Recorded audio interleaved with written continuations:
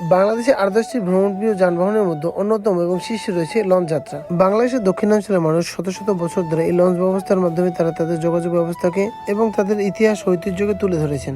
৯০-এর দশকে বরিশালের রাস্তাঘাট ততটা ভালো না থাকার কারণে তারা যোগাযোগ মাধ্যম হিসেবে এই লঞ্চকে বেছে নিতেন। তাদের বাণিজ্যিক কার্যক্রম কিংবা তাদের ব্যক্তিগত যাতায়াত করার ক্ষেত্রে এই লঞ্চ ছিল তাদের একমাত্র যোগাযোগের মাধ্যম। লঞ্চ যোগাযোগ ব্যবস্থা বরিশালবাসীর কাছে কিংবা দক্ষিণাঞ্চলের মানুষের কাছে স্বস্তির একটি নাম। এই লঞ্চ ব্যবস্থা মানুষের যাতায়াত ব্যবস্থাকে যতটা সহজ করে দিয়েছে, তেমনি আরো গুরুত্বপূর্ণ ভূমিকা পালন করে অর্থনৈতিক ক্ষেত্রেও।